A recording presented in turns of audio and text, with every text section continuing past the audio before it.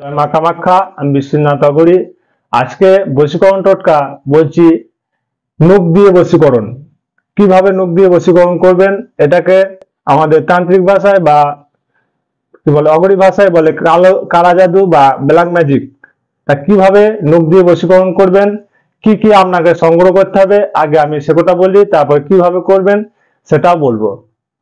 আপনাকে সংগ্রহ করতে হবে হাতের 10টা মানে দুটো হাতের 10টা আঙুলের নখ, আর সংগ্রহ করতে হবে সাদা কাগজ 2 ইঞ্চি বা 4 ইঞ্চি কাগজ জোগাড় করলেন। তারপর আপনাকে জোগাড় করতে হবে 3 টুকরো কর্পূর। তারপরে জোগাড় করতে হবে আপনার লাল রঙের একটা কালি। কালিটা কিসের জন্য ব্যবহার করবেন, আপনি যাকে বশ করতে চান, আর মানে আপনার নামটা লিখবেন। আপনি বশ করতে চান আপনার নামটা লিখবেন, এবং যাকে বশ করতে চান সে কাগজের উপরে তার নামটা লিখবেন। এখানে কোনো মন্ত্র বা কোনো তন্ত্রের দরকার নাই, কেবল এই জিনিস কটা জোগাড় করে তন্ত্র বলতে যাবতীয় জিনিসগুলাই জানে বা মানে। এই জিনিস কটা জোগাড় করবেন, দিয়ে আপনি বার এটা হচ্ছে শুক্রবার, শুক্রবার বা রবিবার, রবিবারে কাজটা করবেন। আগে আপনাকে নৌকোটা জোগাড় করে নিতে হবে। জোগাড় করার পরে নিজের যে যে যাকে বশ করতে হবে তার নখ না, যে বশীভূত করতে চায় তার নখ। নিজের নখ জোগাড় মানে কেটে নিল। কেটে নেওয়ার পরে সেই যে কাগজ, সাদা কাগজে যাকে বশ করতে চায়, আগে নিজের নামটা লিখে, যাকে বশ করতে যায় তার নামটা লিখে, নখটা তার উপরে রেখে কর্পূরটা দিয়ে পুড়ে ভালো করে পুড়ে 4 দিন বিছানার মধ্যে ভরে রাখবে। 4 দিন বিছানার মধ্যে ভরে রাখতে হবে। মানে যে আগে যে যাকে বশীকরণ করবে, আমি যদি কাউকে করতে চাই তাহলে আমার নামটা কাগজের উপরে লিখবো, আর যাকে বশীকরণ করবো তার নামটা আমার নিচে লিখবো, নামের নিচে। হ্যাঁ, ঠিক আছে। তারপরে তারপরে নাখুন মানে নখ, তারপরে 10টা নখ। হ্যাঁ 10টা নখ হাতে পায়ে হাতের শুধু হাতের। আচ্ছা, নখ। তারপর 3 টুকরো কর্পূর দিয়ে ভালো করে কাগজটাকে মুড়ে দিতে হবে। কাগজটা ভালো করে মুড়ে দিয়ে যেন কর্পূরটাও যেন উড়ে না পালায়, কর্পূর জিনিস উড়ে পালায়। তো কর্পূরটাকে ভালো করে মুড়ে দিয়ে নিজের যেখানে শোবে তার বিছানার মধ্যে, বালিশেও রাখতে পারে, বিছানার মধ্যে ভরে রাখতে পারে, বা কোনো একাকী জায়গায় রাখতে পারে।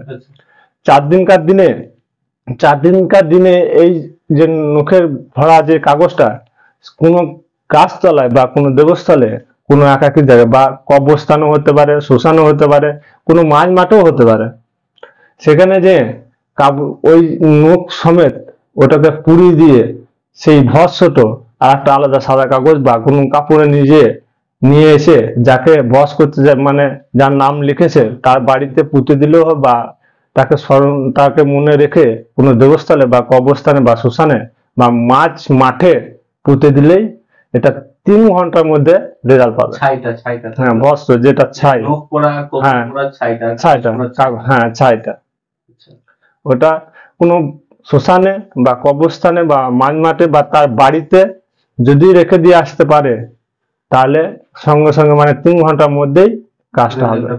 মানে তার পেছনে এমন ভাবে আসবে সে নিজেও বুঝতে পারবেন যে আমি কি করেছি। এরকম একটা কেস আছে পিরিয়ডের কাপড়ের জন্য। একবারে এটা একবারে জীবন মানে যতদিন আপনি বাঁচবেন ততদিন আপনার সঙ্গে লেগেই থাকবে, লাইফ টাইম। এটা 3 ঘন্টা বা 12 ঘন্টা কোনো সিস্টেম না, একবার যতদিন বাঁচবেন ততদিন আপনার সঙ্গে লেগে থাকবে। আমার মনে হয় খারাপ কাজে এগুলো না লাগানোই উচিত। কেউ যদি ভাবে যে কাউকে ব্যবহার করবো, তাহলে ব্যবহার করার জন্য বশীকরণ না, বশীকরণটা হচ্ছে স্বামী স্ত্রী প্রেমিক প্রেমিকা এদের মন ঘোরানোর জন্য। ঠিক আছে, কোনো খারাপ কাজে করলে সে খারাপ উদ্দেশ্যে ব্যবহার করলে তো হতো না। খারাপ উদ্দেশ্যে ব্যবহার করলে তার বিপরীত ফল দেবে। কোথা থেকে কি হয়ে যাবে অত তো মানে নেই। আর একজনের তন্ত্র মন্ত্র কিছু আর উইদাউট পারমিশন ছাড়া তারপর উল্টো পাল্টা কাজে লাগানো, এগুলো কিন্তু একদম খারাপ, খুবই খারাপ। আমি তো পারমিশন বলতে খারাপ ইয়েতে পারমিশন দেব না, যায় না। আপনারা শুধুমাত্র স্বামী স্ত্রী এবং প্রেমিক প্রেমিকা, যারা প্রেমিক প্রেমিকা আছেন, তারা যদি বিয়ে করেন, যে ভাবেন যে আমি ওই মেয়েটাকে বা ছেলেটাকে বিয়ে করব, তখনই কিন্তু আপনারা এই কাজগুলো করতে পারেন। আমার মনে হয় যদি আপনাদের সৎ উদ্দেশ্য থাকে তাহলে আপনারা অবশ্যই সফল হবেন। এইটুকু ভরসা বা আশা বা গ্যারান্টি আমরা দিতে পারি। যদি আপনার কোনো সৎ উদ্দেশ্য থাকে। এখন যদি আপনি ভাবেন যে আমি ব্যবহার করব, ঠিক আছে? কিছুদিন হয়তো বশীকরণ করে নিলাম, তারপরে ছেলেটাকে বা মেয়েটাকে বা কোনো একটা পাশের বাড়ির কোনো একটা দাদার স্ত্রীকে, যেকোনো একটা মহিলাকে আমি ব্যবহার করার জন্য নিজের চাহিদা মেটানোর জন্য আমি যদি ব্যবহার করতাম তাহলে তো হতো না। তাহলে তো সেটা অন্যায়। ঠিক আছে? এবার সেসব কাজ সেসব বিবেক বিবেচনাটা আপনাদের উপরই। যদি আপনারা ভালো কাজে যদি লাগান তাহলে কাজ হবে। ভালো কাজে যদি না লাগান তাহলে ভগবানও সাথ দেবে না। অন্যায়ের কাছে কিন্তু ভগবানও সাথ দেয় না। বিপরীত হয়ে যাবে। একদম। আদেশ, জয় মা কামাখ্যা।